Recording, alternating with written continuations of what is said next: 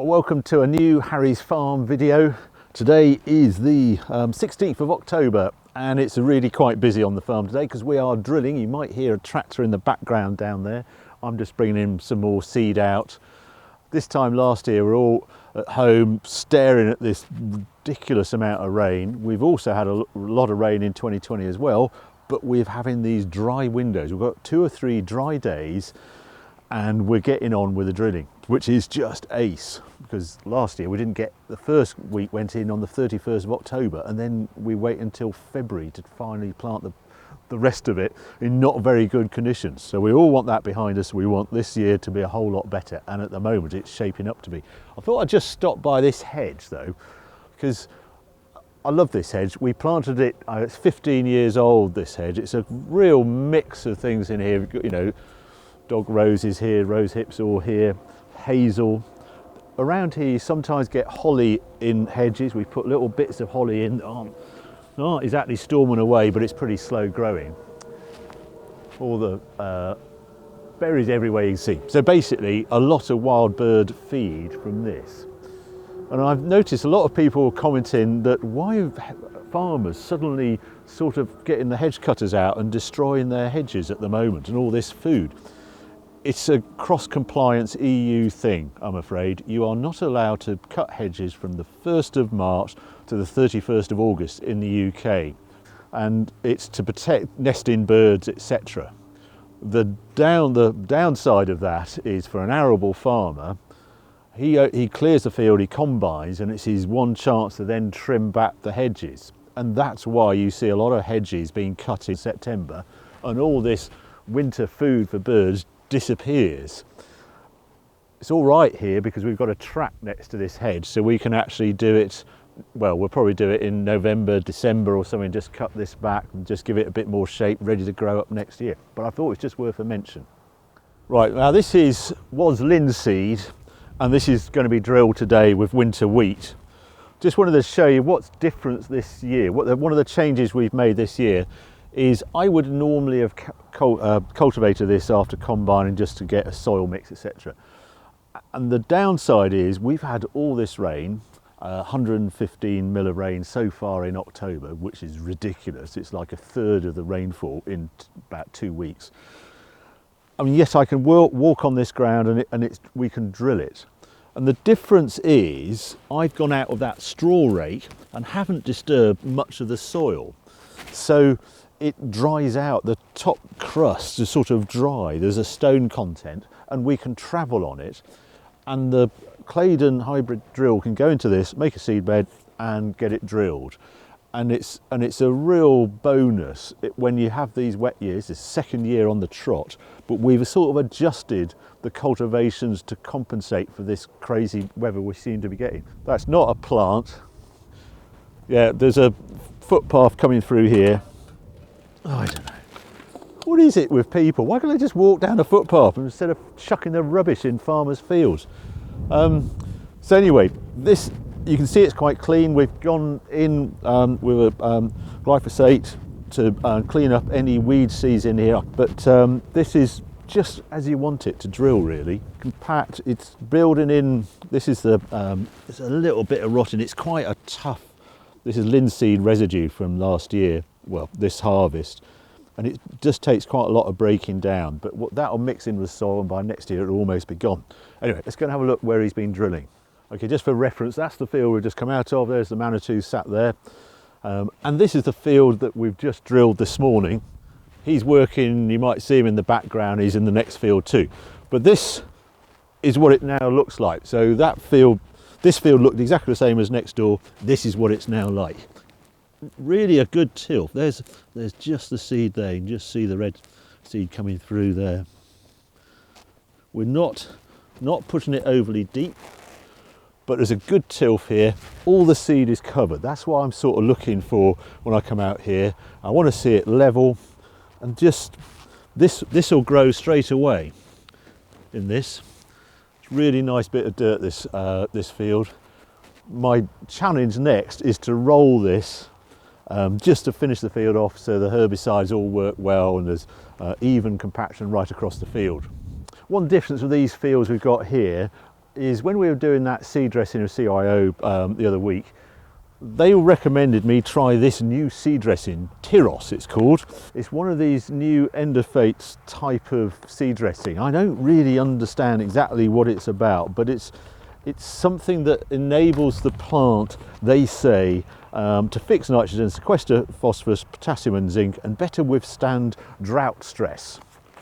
Don't know if it works, but they're saying it's a relatively cheap seed dressing, and they're saying a return of £65 a hectare. Well, we'll wait and see. But these two fields we've tried with the seed dressing, and we'll see what the combine says with the yield meter, but that's nearly a year off.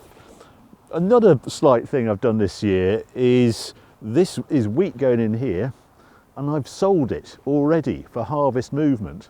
Because back in my grain trading days, one of the things I often notice, if you get a very high price in a year for wheat, as we've got at the moment, because there's massive shortage in the UK and those dreadful drilling conditions, we got a vastly reduced harvest in 2020, I suspect a lot of wheat is going to go in the ground because the conditions have been much better in 2019. A challenge, yes, but better. And I can see the crop being a whole lot bigger, actually above average. But a high price in one season occasionally rolls into the next season almost by default. Traders sort of discounting where it is now, but actually when you look at it, it's a high price. So I have sold this wheat going in, he's drilling at the moment, at £150 for feed wheat harvest movement. That's about £10 off this year. Well, now actually, I think feed wheat is about £175, but harvest movement is about £160. It's a little bit of a punt, a bit of a gamble, but you never know. And I can be profitable at £150 a tonne plus premium. So this is Skyfall wheat again. We got those milling premiums, so the 150 will act as a base. So there you go. This crop going in the ground now, already sold. Right, let's go have a look what else is happening on the farm. Right, this is the field when I did the last Harry's Farm video where we were drilling the barley, and then we found that great big boulder and I had to push it out. That was over there. That was 2 weeks ago, and I'm pleased to report the barley is now coming up. It's just coming through the ground. Now it's taken a while to come through here, and I'm afraid there's a few issues as well. If you look at that one, it's sort of yellowing. It's not looking as healthy as I would like it. Let's dig this one up. One, it went in a little deep, and two, you can see that doesn't look very healthy.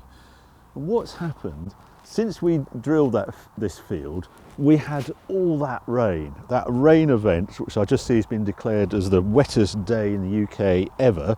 That hit just after drilling. I couldn't roll this field, and we put the herbicide, this pre-emergent herbicide on, which basically coats the top of the soil. The idea is, look at that all yellow in there, it doesn't look very healthy there either. That one there.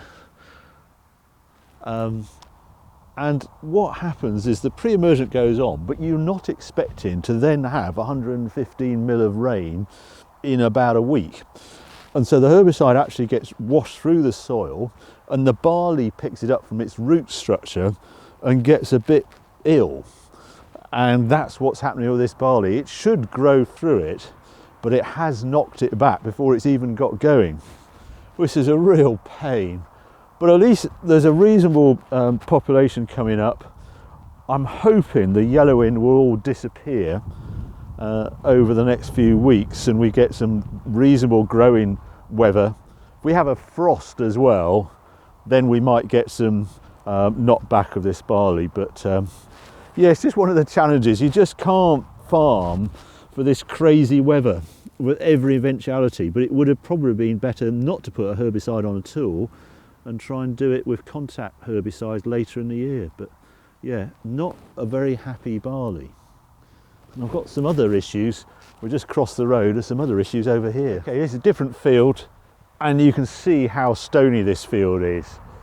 I have to say it actually yielded pretty well. It's always a shock though when you see it, and with this sort of minimal cultivations you're not inverting the stone and they tend to come to the top. So it's getting increasingly stony on the surface the more we do this sort of min-till. But the trouble here was this was drilled just before that rain, just like the other field. I only managed to roll about half of the field we were just in, and this one didn't get rolled at all. And we're now getting slugs coming in. This is why you roll. I can see these have been nipped off there. I think there must be some better example. Basically, yeah, there you see that's been stripped. That one has been stripped, and that is pure slugs doing that. You can see that, but if I hold that there, you see how the top of that one is all stripped away. Slugs are now having a go because by rolling it, you're compacting it and you're giving less places for slugs to live. When you don't roll like this, slugs can live under all these stones and have a field day, and then I come along, plant some barley, they go, wow, fantastic, we're going to have salad every day for the next few weeks. And that's what's happening down here. And I hate using slug pellets, but not only has this barley got a headache from the herbicide, that pre-emergent herbicide, is also getting attacked by slugs. And it looks like we're going to have to pellet this field, which is a right pain. And it's why I'm going to do everything I can to get the wheat rolled over the next couple of days, but it just needs to what we term haze off. We haven't had a sort of continuous string of 3 or 4 drying days. We've had one day that's dry like today, and then it rains tonight or something. So there you go, that's what's happening up here. One more crop I want to show you, and that's back at the other farm.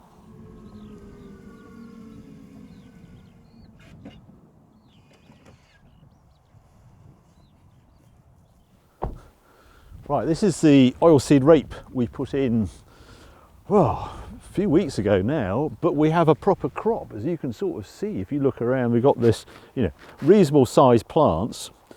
We put one herbicide on early on just to get the plants that are out, but it was a contact one, and then we've got other ones coming up, and there's chickweed and all sorts of weeds. So actually, next job is to actually put a general herbicide called curb over this, because this is a proper crop of oilseed rape, and I am so excited that we have rape for next year. The other thing I'm going to do is add a sort of foliar feed, because if you look down the field I can see sort of variations, a more lush green bit there, and then it goes slightly less so, and then it gets green again. And basically, because we treated this crop as a bit of an experiment, if it grew we're going to treat it as a crop, but we wanted to spend no money on it and just see if it came up. Remember, there's that insurance policy if I had a crop at the end of October the 31st. That obviously is a crop. But I'm going to give it a foliar feed now, just to see if that enhances it and just helps it even out before we go into the winter and there's still a bit of growing going on. There are some areas in here though that haven't grown, and I've dissed them on, and we'll see what comes of those. But the big worry was in that rain, yet again this field flooded out and there were areas underwater, the rape underwater. So we're going to test to see how waterproof rape is this year, but generally all looking pretty good and pretty positive at the moment. So there you go, that's what's happening on the farm at the moment. Lots going on, growing crops, drilling, spraying, etc., and actually selling for harvest 21. Long time since I've sold a crop when it hasn't even emerged from the ground, but that's sometimes how it happens, and we'll see if it's a good idea. You don't know until we get to harvest next year. Hope you enjoyed this video. If you have, well, please subscribe, touch notifications and do all that sort of stuff, and I'll be along very soon with another report from Harry's farm. Thanks for watching.